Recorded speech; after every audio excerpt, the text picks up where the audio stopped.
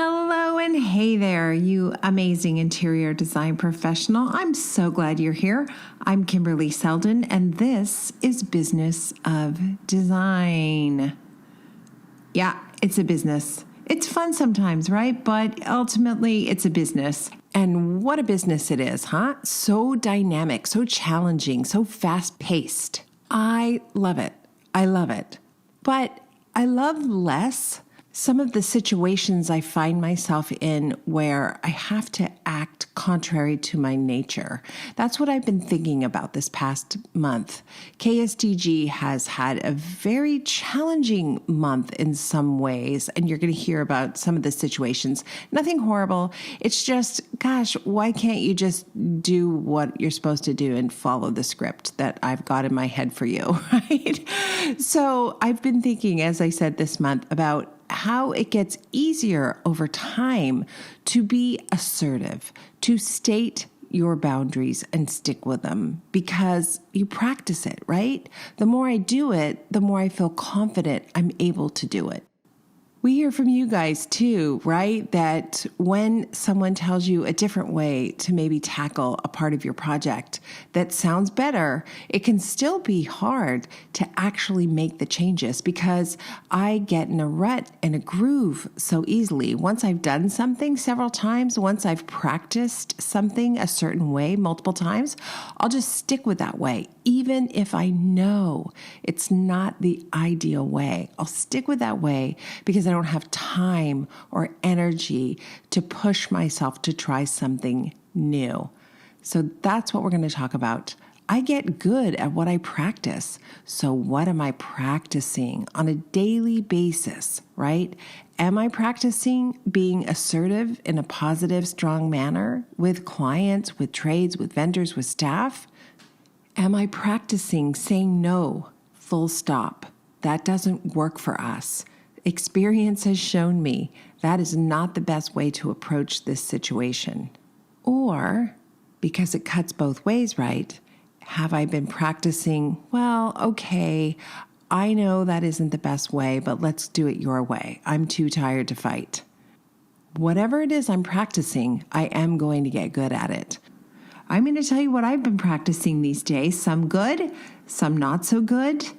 And hopefully in talking to you, my people, my tribe, my fellow interior design professionals, did you think this podcast was for you? Oh my gosh, no. It's for me. Talking to you reminds me where I need to put my focus and attention. Having this conversation with you means I will be intentional this week. And I will have the courage to practice what I preach. I know, I do a lot of preaching because some days it's just not easy, right? I feel you. And the great thing about this relationship is you feel me too. Episode 266, I get good at what I practice. To kick things off, let's hear from our sponsors at Build Lane. Hey, you guys, thanks for sponsoring Business of Design. And we'll follow that up with some announcements from Cheryl. And I'm going to ask her what she's been practicing lately as well. You're definitely in the right place, and I'm so glad you're here. This episode of your favorite podcast, Business of Design, is brought to you by our friends at Build Lane. Build Lane is an amazing app that allows you, the hardworking interior design professional, to produce quality custom furniture from the comfort of your own office. It sounds easy because it is easy. Yes, you may have heard me speak about Build Lane before. It has been an amazing experience to work with them, so we were really happy when they decided to return as an exclusive sponsor of Business of Design podcast. There are a number of reasons I love working with Build Lane, including the fact that the lead times are short, they remind me to pay attention to the details, and they produce quality custom furniture my clients will love while still allowing me to be profitable. That's important to me in my business, and I know it's important to you as well. Right now, you can get yourself a free account at Build Lane, and you'll be immediately eligible to take $250 off your first purchase. Not bad. What are you waiting for? Go to businessofdesign.com and click on the Build Lane ad, or go directly to buildlane.com/BOD. You'll be glad you did. And thank you, Build Lane, for your continued support of Business of Design and the important work we do here, and for servicing this incredible community of hardworking professional interior designers. And now, back to the show. Cheryl, as you know, today's topic is I get good at what I practice. And you're so disciplined. I kind of wonder, do you have intentions around what you practice every day? Do you have some things that you're practicing that you know are really good for you? And is there anything you're practicing that you should maybe let go of? I'm really putting you on the spot here. She shows up just to do announcements, and here you go. The whole podcast is resting on your shoulders. Oh, no. Well, I mean, keeping with work specifically, I've, I think over COVID especially, when kids being home, that sort of thing, the same amount of work that I'm used to suddenly felt overwhelming. So I continue to say no and set different timelines than I would have previously, knowing that things take longer, instead of trying to meet the timeline that a client might want, being more realistic about that, and even giving myself a cushion. I'm, always pride myself on quick turnaround time, that sort of thing. And it's just in order to have balance and really be proud of the quality of my work, not necessarily being able to do that. So setting more realistic timelines and saying no, just flat out no when I need to, in terms of not taking new things on. And do you find, as you've been doing that, it's gotten easier to do it, in line with this idea that, the more I practice something, the better I'm going to get at it? Yeah, but I think it's also, you have in your head that somebody's going to be upset by it. And then that's just not the case, right? Like they, for a lot of things, even working for you, a lot of the tasks I do, you know how much time it takes me because of what I tell you, not necessarily because of the task. So if I say I'm going to have that done by next Wednesday versus tomorrow, then that's just, it is what it is. So I think it's been easy to get better at it because clients trust that the timeline I give them is just the timeline that it is. Right. Yeah. Is there anything you've been practicing? Anything you've been practicing that you shouldn't be practicing? Well, yeah, you know what? I guess the flip side of that is that anything that just is really quick to just get off my plate, a single email that, like, if it means Monday morning my inbox is going to have a few emails instead of 20, I'll, take care of those items just to get them off the list. And I was always really good before it, not doing client interaction sort of evening and weekends, even if I was catching up personally. And that has sort of lapsed because the practice has just been sort of the clearing out the inbox, the to-do list, and checking items off my list has sort of taken priority over those boundaries about not communicating at certain times. Yes. Oh my gosh. Yeah. And it's amazing when I begin to behave in a way that previously I didn't behave in, how fast I get really comfortable doing that. Yeah. Oh yeah, for sure. And I remember, I guess it was a couple of years ago now, but Anna, who's joined us on the retreat, I had sent her an email right after the retreat, just sort of catching up. Obviously we're focused on the retreat during those days and, cleaning up emails afterwards. And the group had just left, playing catch up for an hour, and I emailed her. I think she must have still been at the airport, but emailed me back. I'm like, I'm so sorry. Like, I thought you'd been traveling, dealt with this on Monday. And she's like, no, if something comes up that takes me 2 minutes or less, it's getting off my to-do list. And that sort of has stuck with me. I'm just like, yeah, I do that now as well. Like, I hadn't really looked at it, but all those little 2-minute things that add up to not have to look at those. Yeah. But makes the day feel easier. Has Anna been a guest on the podcast? I feel like she hasn't. No, she should. She's a powerhouse. She's got to be a poster child for the success of Business of Design. I remember the first retreat she came to and where she was, and I know where she's at now because she's a BOD boss. And there's just no other way to describe it. It's meteoric. Her success, her rise has been incredible. Yeah. Oh, no, and you got to she's get her on very the podcast. motivational You guys to want to meet speak Anna, to. for sure you do. Yeah. Okay. I will reach out. I'm going to add that to my list. Yeah. Yeah. Excellent. What else is happening at Business of Design? Well, the next BOD Live is coming up, and that's on commercial projects. That's one that's sort of been on our list for a while. We get a lot of questions about, are the BOD 15 going to work for me? Because I mostly do commercial or exclusively do commercial. And we do really have so many members who do commercial projects versus residential. So we're going to, introduce that topic as how you use the BOD 15, how projects launch, similarities, differences, anything like that between residential and commercial projects. So that is coming up on April 13th. And then, of course, immediately after that is the retreat. So I guess we've already sort of talked about, but that'll be April 28th to May 1st. And hopefully you guys can join us on May 4th. We're going to be talking about BOSS. We want to get questions answered, let everyone know what BOSS is about. That's going to be free to register. It's just an information session if you're interested in becoming a boss or finding out if you are a boss. Right. So we're looking forward to that. If you want a meteoric rise like Anna, who you haven't even met yet, definitely come and sign up for BOSS. We would love to have you. And Cheryl, I've got to be more intentional about what I'm practicing. I'm glad that you have a couple things on your list too, because I think of you as being someone who's quite perfect and rarely gets off the beam, where I'm much more all over the place. Yeah, we balance each other. 15 years. We've been together for 15 years this year. That's longer than most marriages. Yeah. Yeah, I'll take it. Yeah, I'm so grateful for you. Oh, wow. I need to send you flowers. Aw. I'll talk to you soon. Bye. Do you like flowers? They don't survive very long with me. I'm not great at plants. Right, I know. Welcome to the Business of Design podcast with Kimberley Seldon. Business of Design is the world's best business training for interior design professionals like you. We have the systems, strategies, and protocols you need to consistently satisfy clients, increase profitability, and run your projects like a boss.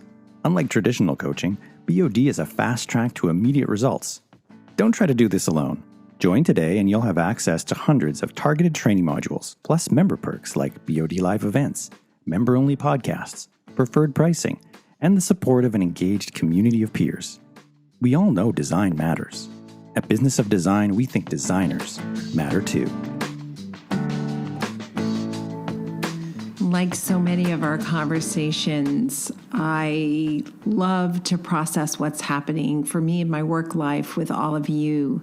Nothing's better than being in a room together where we can have these conversations and share solutions. This week, I have experienced something I haven't had to deal with in a long, long time, and I've had the opportunity to practice handling it in a different way. The situation is this. We have a client who is moving into a new house. Yay, that's wonderful. This house is not his forever house. In fact, in the next 3 years, he would like to tear this house down and build a new house, which is great news for us. We're going to be busy for some time. However, in the meantime, they need to move into this house. And so we have been very quickly renovating a couple of bathrooms and filling the place with furniture that is in stock and ready to go. The timeline is now, and in many cases, we've been able to meet the timeline. With a few exceptions, of course, due to delays and supply chain issues. Even those items that were quote unquote in stock have been delayed, a few items. Not a big deal. We're figuring that out. So here's the situation. This particular client happens to love restoration hardware. Loves it. Loves it. And in fact, whenever I propose something to them, he'll say, I was looking at RH and I saw the following thing. This happened several times until I finally realized I need to just go with the flow. This guy wants RH, I'll give him RH, not a problem. We priced out a cloud sectional, a wardrobe, a few chests of drawers, all things that are in stock and ready to go. And when I presented the pricing, the client said to me, "Oh, there's something wrong because online, here is the pricing." So, Restoration Hardware has member pricing. If you pay, I believe it's something like $200 a year, you get this reduced pricing. Of course, who wouldn't buy a membership in order to save thousands of dollars? What I didn't realize until now is that trade pricing is the same as member pricing. So when we are sharing discounts with our clients and presenting them the price is higher than the price they would be able to buy it at if they just become a member. So of course, rightly so, this wonderful guy says to me, "That price doesn't seem right. I can buy it for this." And at that point, I had to decide what to say. Now, given our topic, I get good at what I practice. I knew this was my opportunity to deal with this head on. And so I said words to the effect, "Yes, you could absolutely purchase this product for less by doing it yourself, and you're welcome to do that. However, the way we work, the way my business model is structured, I share discounts with my client. That means the retail price less the trade price divided by 2 equals a client price. If you want us to do the ordering and do the tracking and do the installation, then you'll have to order it through my company. But I'm fine with whatever you choose." Now, I know some of you are thinking, "Oh, I don't allow that. I have a clause in my contract that says they have to order everything through me," and I totally respect that. But the truth of the matter is I don't source from Restoration Hardware very often. It doesn't come up. But this is an opportunity for me to have this conversation head on. And in fact, the client said, "You know what? I understand that. And you know what? Let me think about it because maybe it just makes sense for us to do the ordering." And so he went away for several days and came back and said, "No, we've decided we want you to do the ordering. Is there anything else you can do in terms of giving us a greater discount that gets us closer?" And here was another opportunity for me to practice something important. I was able to practice saying no. "No, I'm sorry. That isn't the way my business model works." It wasn't easy. But you want to know something crazy? 1 week later, I'm practicing the exact same thing with a different client. They moved into a new house. We specified a dining room table that we just love. It's beautiful, but it's 14 weeks out. Over the weekend, they happened to be in Restoration Hardware. They thought they really liked this one table. Why not just do that table? Same thing happened when I told them what the price would be. They said the exact same thing. And I had to have the exact same conversation. And I noticed, you know what? It was easier the second time. I was ready for it. It was familiar to me and it went really well. The customer said, "I totally understand that, but the thing is, I just spent $200 on this membership a while ago, so for just this one table, I would like to order it myself." And I thought, okay, fair enough. So did I lose? Did I lose because my position on this was different? I don't think so. I think the merit was in standing in my power, standing in my authority, and protecting the boundaries that I have in place. I say all the time, it's really important for us to put ourselves in the client's shoes. And if I were the client, I think I would like to save thousands of dollars by clicking a button and buying this table. In future, will I go out of my way to order Restoration Hardware? No. I don't dislike the company at all, but I prefer to do a more custom look. And as far as I'm concerned, they don't care about my business if the trade price is no different than the member price. I'm pretty sure they're doing okay and they're not going to miss me. On the other hand, I would never deny a client who just loves everything they do and loves that lifestyle and that brand. I would never deny them the opportunity to have that if that's what they really wanted. So in this case, it really wasn't about winning. It was about standing in my power, standing in my authority.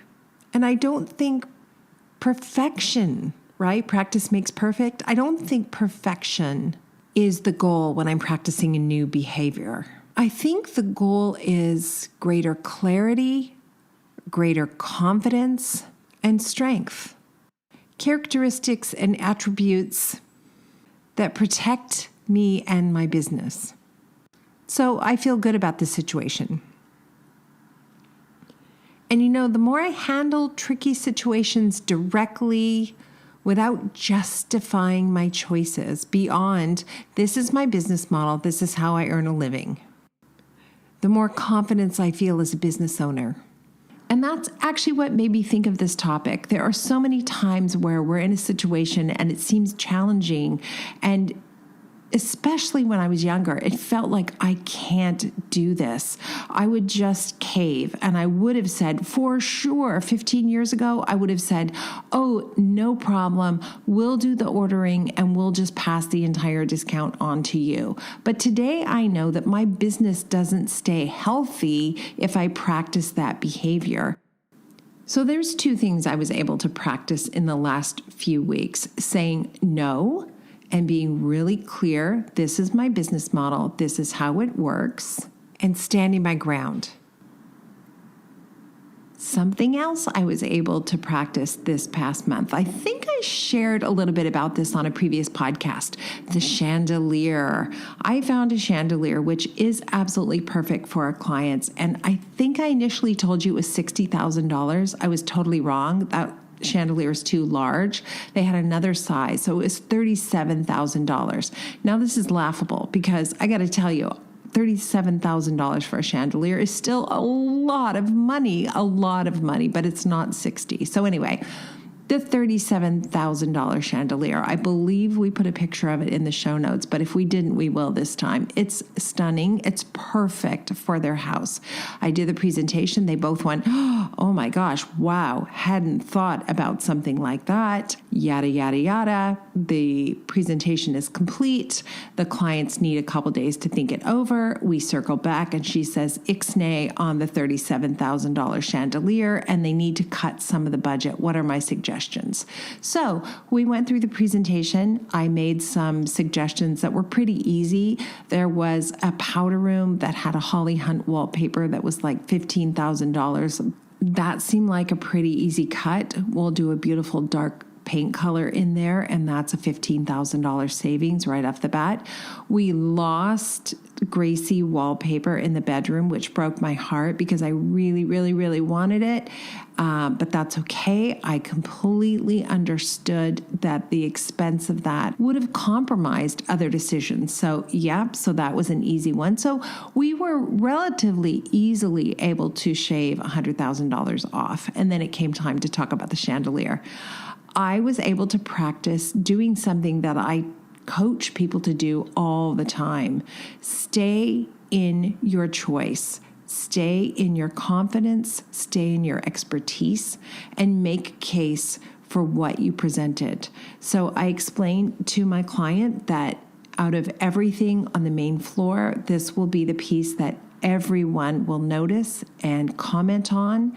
It makes the entire space better for being there, and I was willing to make other compromises in order to make it work. So she thought about it a little bit, and a couple days later came back and said, you know what, the thing is, it's not actually even the money. Her husband just doesn't like it. It feels like a flower and he doesn't like it. So I lost the battle, but I was able to stay in my truth, and I was able to push and stay confident that I had made the right choice and presented the right first choice. FYI, we found a lovely second choice that he is super happy about. So there you go. I can't say I'm not disappointed because I could picture this in photographs and I was so excited. But alas, I am really happy I pushed for it. I bet you have stories like that, right? I bet you have stories of things that were difficult, but you took all your courage and you went for it and it turned out well.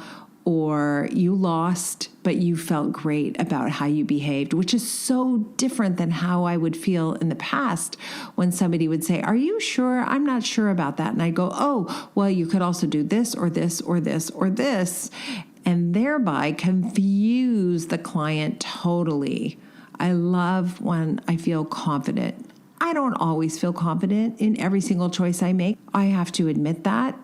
There are times when I've made the best choice I can, and I couldn't think of anything I liked more, and I would feel far less confident sort of defending those options, I guess, if you will. Gosh, if you have stories, I would sure love to hear them. Let us know. You come on the podcast with your stories. Everybody wants to hear from you, I promise. I'll give another example of something I got to practice this week, and it has to do with a vendor. I had a client who wandered into a design shop, and we had done a presentation for them about 2 weeks ago, and they've been sitting on it trying to figure out what to keep and what to cut and that kind of thing. That happens sometimes. They're a little bit stretched beyond their comfort level. I suspect we'll come together and make some compromises, just like the example of the customer I spoke about previously. But in any case, she wandered into this really beautiful, exclusive interior design shop.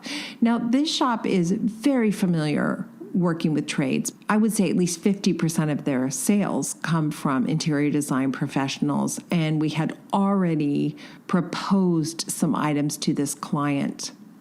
She wandered in without an appointment and ended up speaking to someone who wasn't my sales rep. And I can't explain why, but that person gave her a different price for a table that I had proposed and gave her my trade price, which is fine. You can figure it out by looking at the proposal. It shows the retail price, the client price. So there is a way to figure that out. That shouldn't have been a shock. But then he went on to offer her a variety of other options for furniture all over her house at trade pricing. Wow, I do not know what he was thinking. So I had the opportunity to practice being assertive. I phoned the store. I asked to speak to the owner. He wasn't in. I asked to speak to whoever was in charge. And I ended up speaking with the person who used to be my rep, but has moved on to being a manager. And I explained what happened. And she was pretty mortified, said she would take care of it. Now, between us, I think this happens all the time. I'm not unrealistic about how often this happens. And this salesperson didn't know she was working with me, I presume. She probably didn't say anything. But in fact, if you're going to present yourself as a resource for trades, then you need to protect the trades. The result of my conversation with the manager is an additional 10% off the item in question, which is lovely. And for those of you who are in Boss talking about margins, for those of you who have taken the new program we have, Salary, Revenue, Profit, and Wealth, you will know that an additional 10% off can be a sizable gain to your bottom line. So I was thrilled with that, and I was super grateful I had the courage. For me, it takes courage to be assertive, to phone the shop and say, "I'm not happy about this. What are you going to do about it?" Thankfully, oh my gosh, I mean this for the 1 millionth time, I am so grateful. I am transparent about the fact that as a member of the trade, I get preferred pricing. I don't have to hide that. You just can't hide it. It's not possible. Not in purchasing furniture. I know contractors are able to hide it pretty well, but when you are sourcing this chair from this supplier, there's just a million ways your client can get the information. So practice being upfront about that. It feels really good. What I practice, I get good at. It's really that simple. And so for me, the key is taking a pause before I answer a tough question or deal with a tough situation. Take a pause, take a beat, think about what I know to be the right thing to do, and then take action as quickly as possible. Of course, I said off the top of the show that practicing and getting good at it can be a double-edged sword. So I have definitely been practicing working too much. I have been leaning into work and enjoying how dynamic and thrilling and fun it has been in the past couple of years. And I have to say, rewarding, that's a great thing too. But now it's time to pull back a little and put a little more attention on playtime, self-care, and connections with others. I'm finding I'm just squeezing in time with friends rather than giving myself time to really enjoy and appreciate those experiences. We all know life can change in a minute. I can see sunshine out my window, so as soon as I finish recording this, I'm going to head out for a hike, which will be lovely. You, fabulous interior designer, let me know what you're up to, and would you please come on the podcast? We would love to hear your superpower, your strength, or talk about a problem you're having. In the meantime, get out there and be mindful of what you're practicing because you're going to get good at it. Thanks for being here. I'll see you next time. Thank you for being part of the Business of Design community and supporting BOD's mission to improve the industry one design business at a time. It's time for you to take the next step and join Business of Design. Like thousands of design professionals in 50 countries around the world, you'll find the systems, strategies, and protocols you need to dramatically improve your business and transform your life. What are you waiting for? Start today.